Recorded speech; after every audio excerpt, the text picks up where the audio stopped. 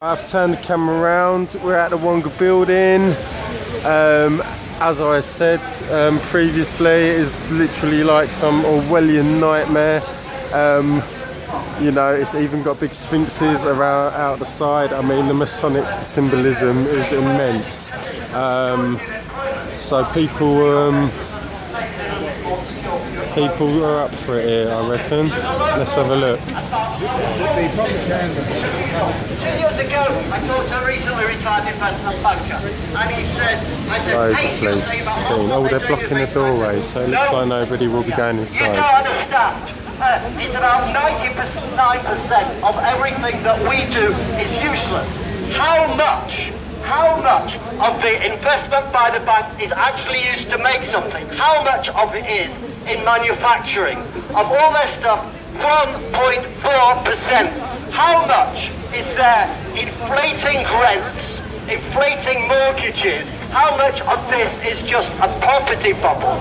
Over 80%. And if you don't believe me, read the Financial Times last year, about 28th of September. Martin Wolf. The finance sector is basically inflating property values, getting the rest of you to pay. As I say, I don't really see the point in protesting against private companies in a laissez-faire economic environment, but it is definitely a symptom of a wider problem, you know, which really needs to be addressed. A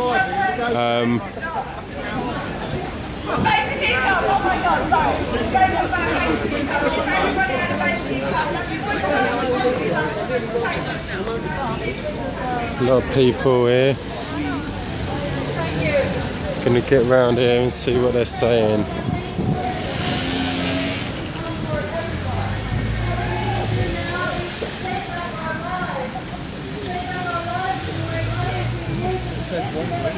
Oh, I think this lady's talking about the basic income, which is a really good idea.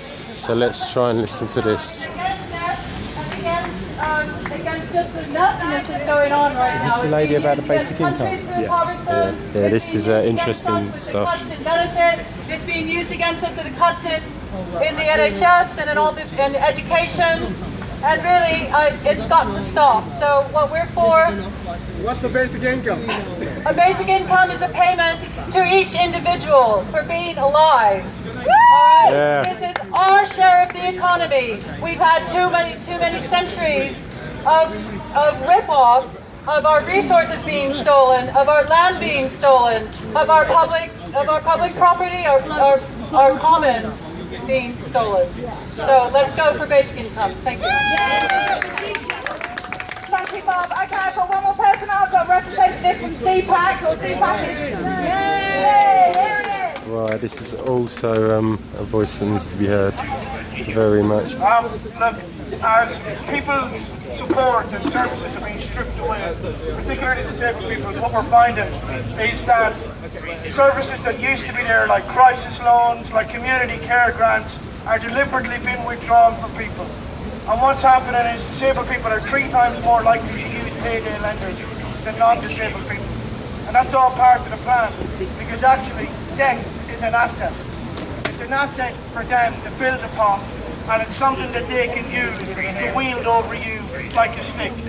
Because in every single case, whether it's your home, whether it's your education, whether it's your children's futures, indebting you and making you answerable to them is all part of the great plan. And disabled people have been out on the streets since the very beginning, since this government came into power. And what we're saying is, look, we're not here to argue over the niceties of what's wrong and what's wrong. What we want is a stake in our community, a stake that the corporations have as of right, and that we've had to fight to every single time, because they have never, ever handed anything over willingly. Every single argument has had to be fought, every single inch of ground has had to be won, and we've got to make sure that when we come out around Wonga, and when we come out around Atos, and when we come out around all the other corporations that are in the midst of a feeding frenzy, facilitated by this government and their paymasters, we have to make sure that we're backing each other up, that we're there for each other, that we're reflecting each other's messages, that there's solidarity right across the streets, because it's only in that we have our power. Solidarity. Solidarity! Okay, so we've got one more speaker. So just very quickly, this whole system is about making people into beggars rather than choosers. Everyone's heard that phrase. Early 70s, there was a report by a group called the Trilateral Commission, which is one of the really big international organisations. It calls itself a think tank, but where the most powerful people get together and work out what needs to happen to everybody else. And this report said, this was at a time where there was all sorts of democratic ferment across the Western world, and the report said people have too much democracy. They've got decent jobs, they've got cheap housing, they've got far too much of a platform to actually be agitating for change. So it's really important to understand everything that's been happening since the mid-70s and especially since Thatcher as an attempt to make sure that people are beggars rather than choosers. So that people choose to take a loan from Wonga because otherwise they can't afford to heat or eat. And then they the system turns around and say, oh, people are choosing to do this. And a hideous phrase came up in the 80s and 90s called economic democracy. The idea was that it didn't really matter voting anymore or being in political parties or unions or taking political action. How we spend our money, how we choose to act as consumers, that expresses our democratic will, so that's fine. And this is a massive lie that we need to expose. Like I say, when people take money at ridiculous rates of interest, and bear in mind 10% is a really high rate of interest. 10% is stupidly high. If you can't pay it back quickly, you're suddenly in a vast amount of debt. And one of the most dangerous things about Wonga at 5,000% is it makes 25% on a credit card look cheap, or 7 or 10% from the bank look cheap. But we also need to be really clear that it's no coincidence that right now is when all these payday loan companies are flourishing in a crisis made by the very sector, the 1% that is created the crisis in the first place and that is profiting from what's happening now. This is a vast transfer of wealth from the 99% to the 1%. And a very simple thing, and often there's such a sort of smoke and mirrors exercise that it's easy not to see the simple things, but if you've got overall growth of a couple of percent or even shrinkage of the economy, and certain sectors like finance are still making 10-20%, that means that vast amounts of wealth is being transferred by definition from the rest of the economy to those people. So the idea that the 1% is creating wealth is an absolute lie that you can see very clearly looking at the structure of things. And this really is about reigniting democracy, becoming choosers rather than beggars, realising that even though we're struggling to keep our heads above water, as the man from Deepak just so wisely said, our only strength as the little people is in unity. And that's what we've got to remember. Thanks very much. Yeah. George! One more thing.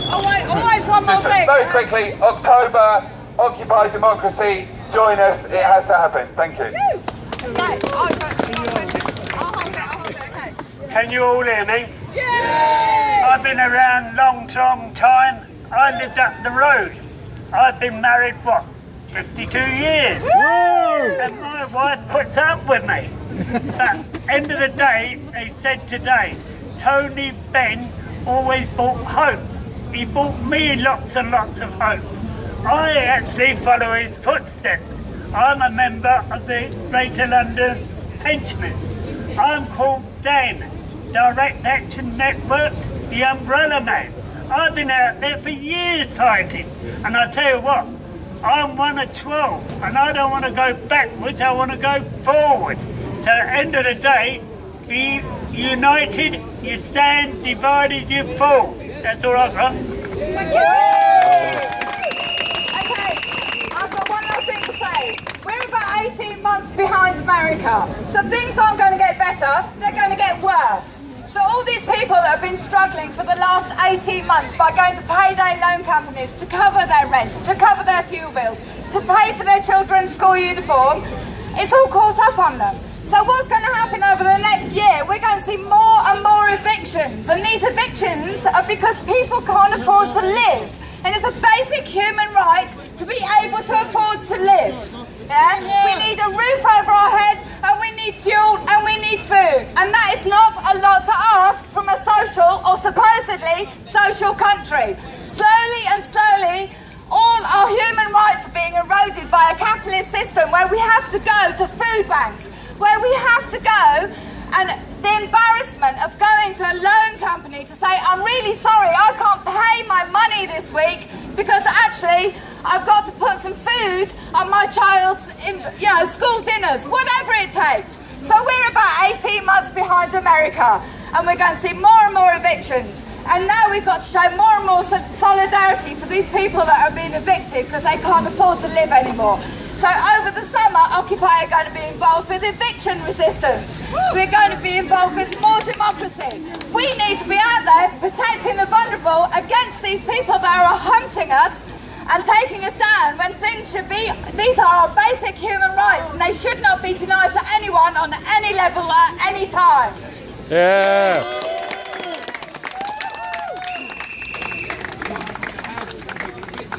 Okay, yeah, as she said, there's going to be lots of eviction resistance this year. There's been lots of evictions. I don't know if anyone's been looking at lots of videos that have appeared on YouTube of the police literally smashing down doors, evicting people for many different reasons.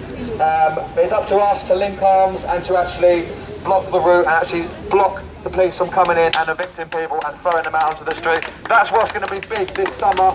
Everyone is going to be linking arms and stopping these guys from coming in and throwing vulnerable people out onto the street. So yeah, that's pretty much it for today, but I think everyone deserves a big round of applause for coming. Well done to everyone for coming out today. And I think that Wonga deserve a big boo, so let's make it as loud as they can so we can hear them.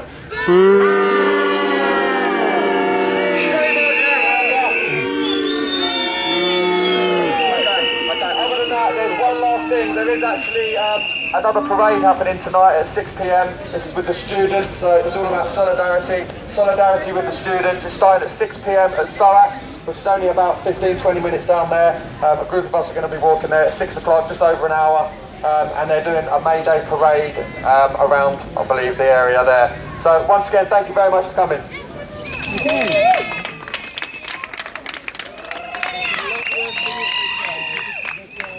United we stand!